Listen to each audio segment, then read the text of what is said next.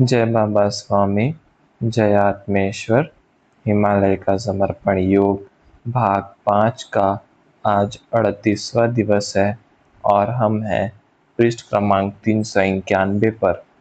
गुरुदेव कहते हैं, दूसरा यहाँ आकर मैं जैन धर्म से बाहर उठ पाया। समझो, परमात्मा एक मकान है, एक स्थान है जहाँ पहुँचने की अनेक सीढ़ियाँ हैं और प्रत्येक मनुष्य का जन्म किसी न किसी सीढ़ी पर ही होता है। यह सीढ़ियाँ ही धर्म है। प्रत्येक धर्म के संस्थापकों ने अपने अनुभव और उपदेशों के आधार पर इन सीढ़ियों का निर्माण किया है और प्रत्येक सीढ़ी का निर्माण उस परमात्मा रूपी मकान तक पहुंचने के लिए ही किया है। यानी प्रत्येक सीढ़ी का लक्ष्य मकान ही है। ये सीढ़ियाँ यानी विभिन्न धर्म होते हैं और प्रत्येक सीढ़ी केवल ऊपर चढ़ने के लिए होती है, यानी उसका जीवन में प्रयोग करो और ऊपर उठो। कोई भी सीढ़ी का निर्माण वहाँ रहने के उद्देश्य से नहीं किया गया है। यानी कोई भी सीढ़ी कितनी ही अच्छी हो, कितनी भी आकर्षक हो, कितनी भी सुंदर हो, उसे एक दिन छोड़ना ही होगा। तभी हम उस परमात्मा रूपी मकान तक पहुँचेंगे। लेकिन हम अपनी सीढ़ी के इतने गुणगान गाते हैं और उस सीढ़ी की पादान के अलावा आगे, आसपास या ऊपर कुछ भी देखते ही नहीं हैं और आंखें बंद करके बैठ जाते हैं। जब आंखें बंद करके सीढ़ी की पादान पर ही बैठ गए तो जीवन में आसपास कौन सी अन्य सीढ़ियां हैं, इसकी हमें जानकारी नहीं मिलेगी और यह सीढ़ी है, मकान नहीं, इसका भी ज्ञान नहीं होगा। हम अपनी अज्ञानता के कारण सीढ़ी को ही मकान समझकर उसी से चिपक कर बैठ गए हैं और ऊपर चढ़ना ही नहीं चाहते। आप ऊपर की ओर देखो तो आपको वह सफल आत्माएं दिखेंगी जो सीढ़ी पार कर मकान में पहुंच चुकी है। बाद में वे आत्माएं ही हमारा मार्गदर्शन करना प्रारंभ करती है। जैन धर्म का हूँ, इसलिए मैं जैन धर्म की बात कर रहा हूँ। प्रत्येक धर्म के लिए यह बात समान है। कोई धर्म बैठने के लिए बना नहीं है, प्रत्येक धर्म ऊपर उठने के लिए बना है और सभी धर्मों का एक ही समान उद्देश्य है, ईश्वर प्राप्ति करना। ईश्वर प्राप्ति कभी भी सीढ़ी पर बैठकर नहीं हो सकती है, लेकिन हम सीढ़ी पर आंखें मूंद कर बैठ जाते हैं और सोचते हैं यह एकमात्र सीढ़ी है जो मकान तक जाती है। लेकिन वास्तव में हम जब आंखें खोलते हैं तो दिखता है अन्य भी सीढ़ियां इस जगत में हैं जो उस परमात्मा रूपी मकान तक जाती हैं। प्रत्येक धर्म में धर्माचार्यों ने धर्म को अत्यधिक महत्व दिया है ताकि साधकों की पकड़ अपनी सीढ़ी से ढीली न हो और वह गिर न जाए। बस पकड़ इतनी ही मजबूत होना चाहिए कि नीचे न गिरे, लेकिन इतनी मजबूत भी मत करो कि आप सीढ़ी के ऊपर चढ़ो ही नहीं, उसी पादान पर ही आपका जीवन समाप्त हो जाए। लेकिन हो यही रहा है। मूर्ति पूजा से आध्यात्मिक जीवन का प्रारंभ और इष्ट देव की मूर्ति की पूजा करते करते जीवन का अंत, वे इष्ट देव हृदय में विराजमान कभी होते ही नहीं। प्रत्येक आत्मा को किसी न किसी सीढ़ी पर जन्म लेना ही पड़ता है। आपने किस धर्म रूपी सीढ़ी पर जन्म लिया वह महत्वपूर्ण नहीं है। आपका धर्म कोई भी हो, प्रत्येक धर्म उस ईश्वर रूपी मकान तक पहुंचते हैं, यह सभी ने याद रखना चाहिए। और सीढ़ी जीवन में आध्यात्मिक प्रगति करने के लिए होती है। धर्म सदैव ऊपर चढ़ना सिखाता है। प्रत्येक सीढ़ी को तभी आनंद होता है जब उसका उपयोग कर कोई परमात्मा रूपी मकान तक पहुँचे। मेरा अपना अनुभव है, एक आखिरी पादान है जहाँ सीढ़ी समाप्त हो जाती है और बाद में मकान में ही हम पहुँचते हैं। वह पादान है सर्वधर्म समभाव। उस सीढ़ी तक पहुँच जाने पर हमें ज्ञात हो जाता है कि मेरी सीढ़ी के समान अन्य भी सीढ़ियाँ हैं, जो इस परमात्मा रूपी मकान तक आकर समाप्त हो जाती है। और उस सीढ़ी पर धर्मों से पार पहुँचे हुए सद्गुरु हमें मकान में ले जाने को आते हैं।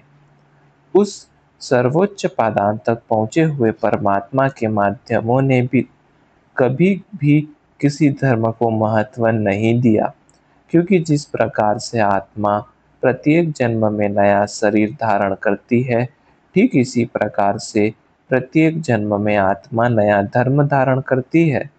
जो धर्म प्रत्येक आत्मा के साथ बदलता है, उस बदलते हुए धर्म को क्या महत्व देना।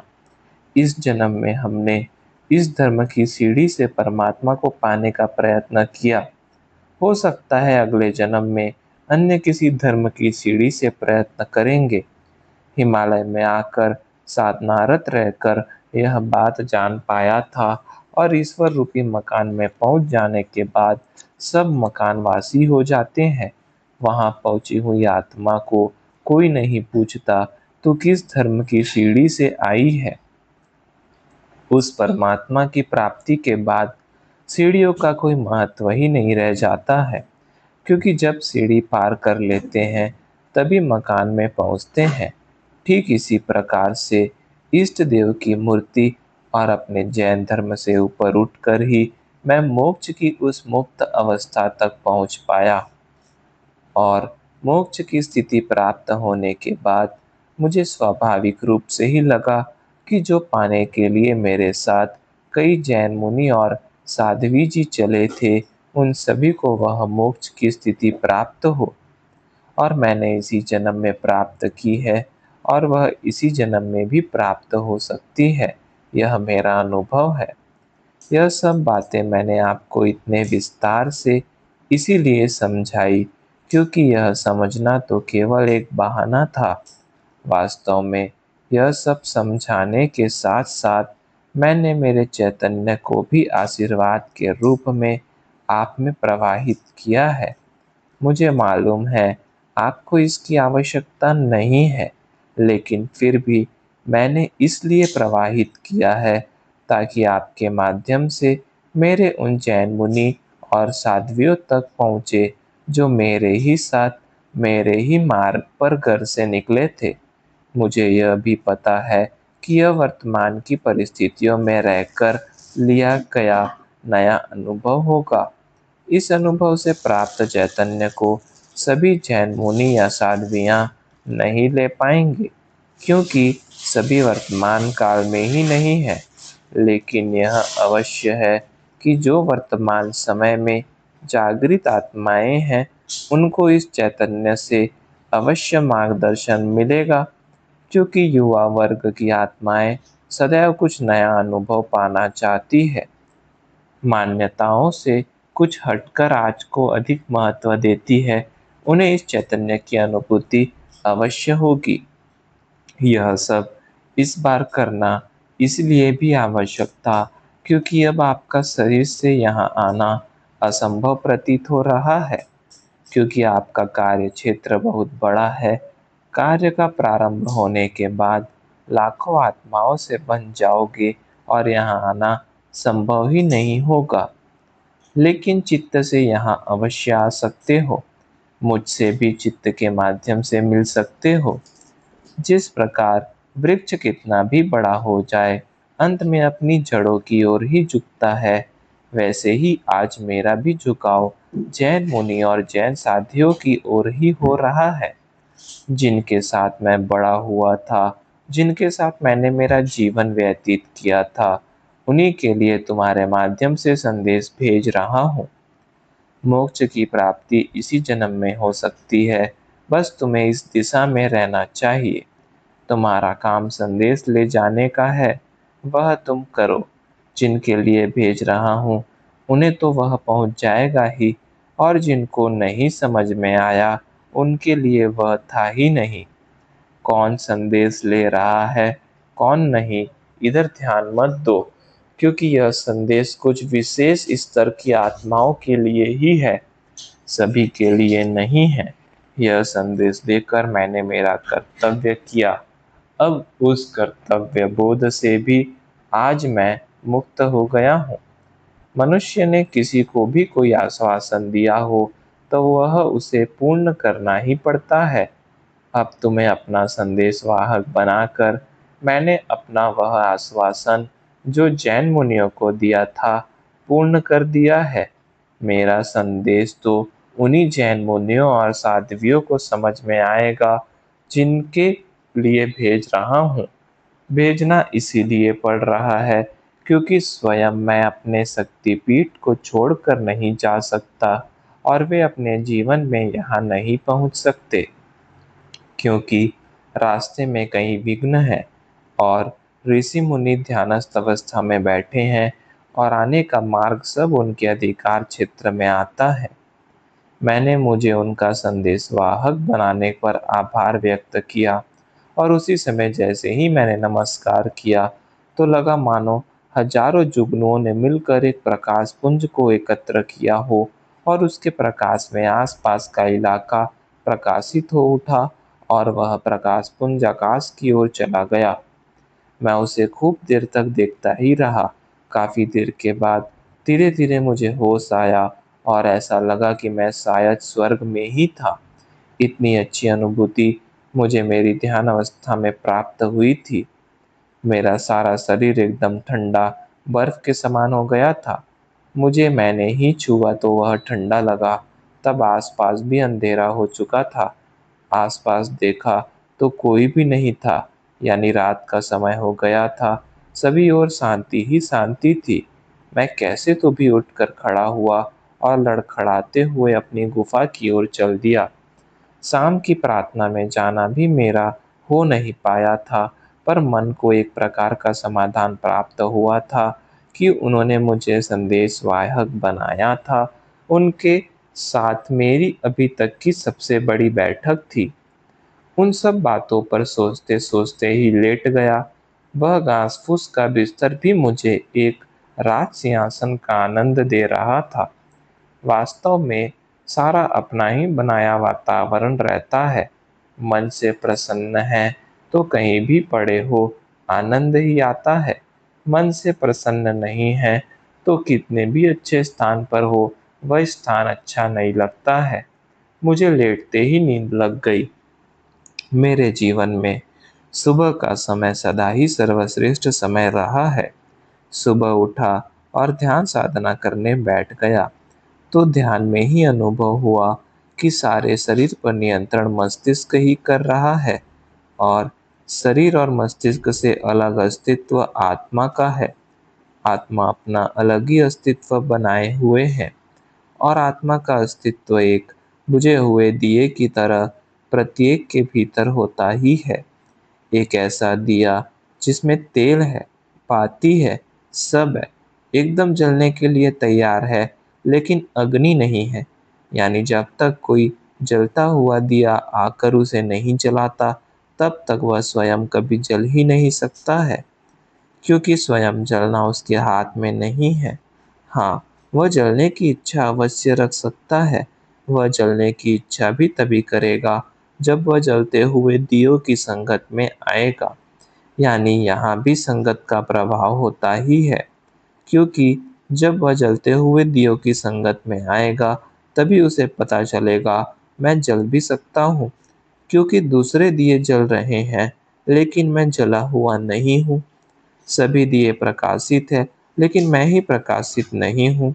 यह अंतर जब उसके ध्यान में आएगा तो उसके भी मन में जलने की इच्छा जागृत होगी और जब इच्छा जागृत होगी तो उस दिए के आसपास का परमात्मा का चैतन्य उस दिशा में कार्य करना प्रारंभ करेगा। यानी कि मैं प्रकाशित नहीं हूँ और बाकी सब प्रकाशित है। यह अंतर जानना महत्वपूर्ण होता है और यह होता है संगत से। जब हम जीवन में किसी को अपने से भी ऊपर की पदान पर बैठा देते हैं तो स्वाभाविक रूप से ही हमें प्रथम पता चलता है मैं जिस पादान पर बैठा हूँ उससे भी ऊपर पादाने हैं और फिर हम उस पादान पर चढ़ने की इच्छा रखते हैं। विश्व चेतना हमारे आसपास फैली हुई होती है। हमारे भीतर की शुद्ध इच्छा ही उसे दिशा देती है। हम जो दिशा उसे देते हैं, वह उसी दिशा में बहने लग जाती है। तो जब हम अपनी आत्मा प्रकाशित होनी चाहिए ऐसी इच्छा करते हैं, और जैसे जैसे हमारी इच्छा शुद्ध और पुरानी होने लग जाती है, वैसे वैसे उसका दायरा भी बढ़ने लग जाता है।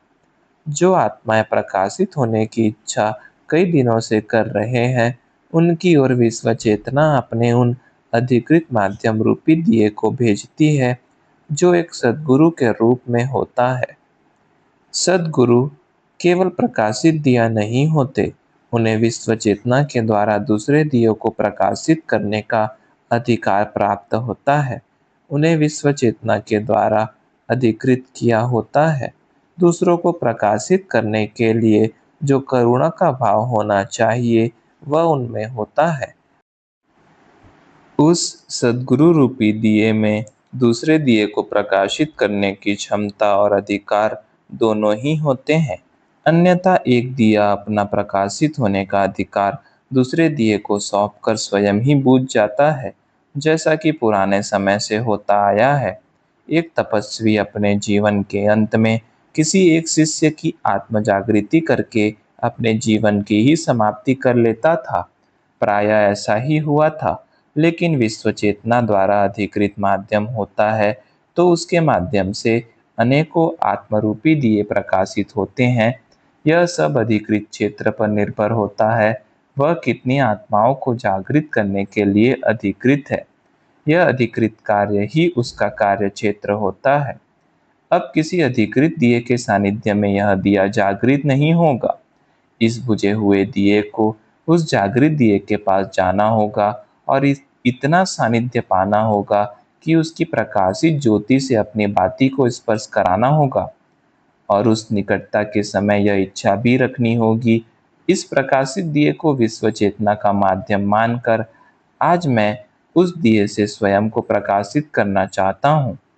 जलते हुए दिए की बाती से बुझे हुए दिए की बाती टकराना और उसी क्षण इच्छा भी रखना, जब ये दोनों होंगे तो वह बुझा हुआ दिया भी प्रकाशित हो जाएगा।